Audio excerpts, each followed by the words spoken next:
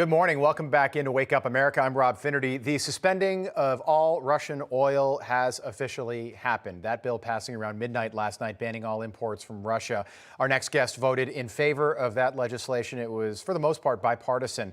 After calling for this for weeks, though, several weeks before the invasion, by the way. Joining us now for more, New York Congresswoman Claudia Tenney. Congresswoman, great to have you on. Yesterday, you tweeted about the Russian oil ban. Again, only 8% of our oil annually in 2021 came from Russia. So this really shouldn't swing gas prices that much. But this is what you put out there. With the passage of this bill tonight, ending Russian oil and gas imports, this cannot be the last step. President Biden must take immediate action to increase domestic energy production and create strong domestic jobs and protect Americans from further pain at the pump. That pain getting a lot worse. The average price for a gallon of gas today, $4.32. It's gone up 21 cents in less than 72 hours. How bad does this get? And was this close last night to not passing? It seems like it was pretty bipartisan. Yes, it was overwhelmingly passed. A very small number of people didn't vote for it. And I honestly have my serious doubts about voting for that bill while we have an administration that is absolutely just in a war with energy and with fossil fuels, including our governor in New York, Kathy Hochul, who continue to ban the safe, regulated exploration of natural gas, where New York, particularly the southern tier, which I represent and am going to represent even more of in the new New York's 23rd district, has abundant natural gas resources that have been capped. And we aren't allowed to access that. And there's some really important aspects of this. Not only would it provide prosperity to New Yorkers, it would also provide energy security and be able to backfill some of the problems that we are having in keeping the price of energy reasonable. We cannot just, launch into a green energy economy and eliminate fossil fuels. And a lot of this has ironically been driven by Vladimir Putin, who reportedly has spent millions moving the U.S. and moving the Europeans and the Germans off of fossil fuels using scare tactics and lack of science. Again, can't trust the science here with the Democrats. They're obsessed with talking about oil executives being rich, and that's the reason that this is happening. Oil is a commodity. I don't see them screaming when the price of the barrel was $37 a gallon, and the oil executives weren't getting rich. They don't look at the reality of this. The oil executives and the so-called oil companies, where, by the way, we have a lot of investments in those. A lot of our seniors, a lot of people on fixed incomes depend on those investments.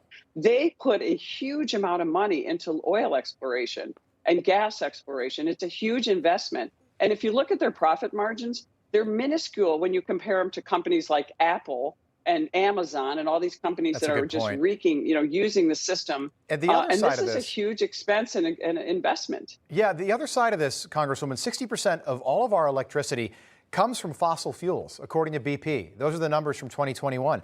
The average electric vehicle right now in this country, the average is it's just under $60,000.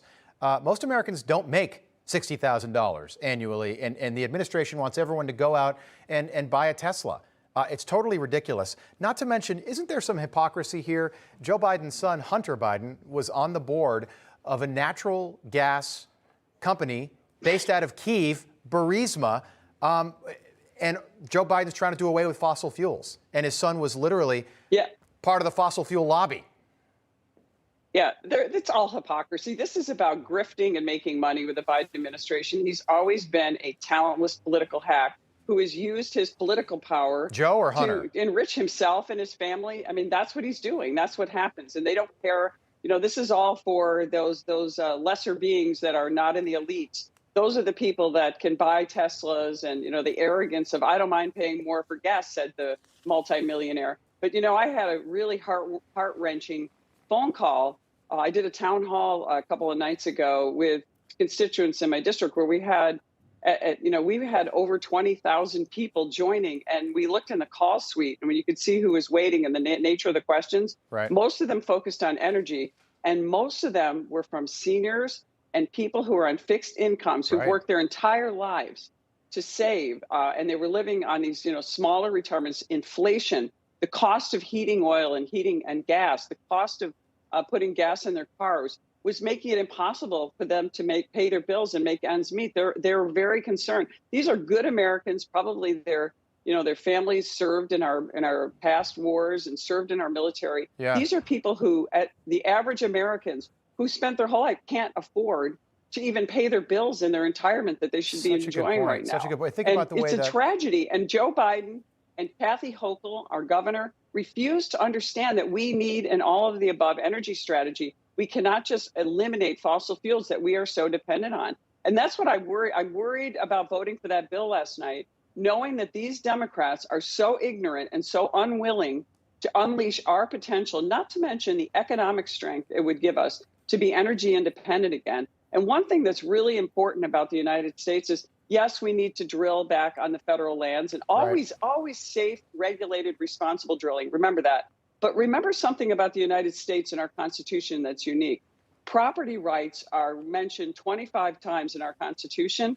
If you're going to drill for natural gas in New York State, for example, the royalties and the mineral rights go to the individual landowner. Yeah. Think of all the farmers across New York and people who have not been able to enjoy the benefits of their land. They would be able to benefit. Yeah, it's a chain reaction. And you think about airlines, domestic airlines here in the U.S., we just got this yesterday, are cutting back flights. So we're coming into the summer. Parents want to visit their kids and their grandkids. They're not going to be able to do it because it's going to be so expensive to fly and to drive. Just to get in the car and go on a 3-hour drive has now completely changed for most Americans, and the administration does not care. Congresswoman Claudia Tenney, so good to see you again. Thanks so much for the updates. We appreciate it. Thank you. All right, we'll see you again. Hey, I'm Rob Finnerty. Thanks for watching. If you enjoyed this video, please join the conversation in the comments below. Don't forget to subscribe, too. Hit the bell icon to be alerted to breaking news. And remember, there's a whole lot more on Newsmax TV, America's fastest growing cable news network. Newsmax TV, we're real news for real people.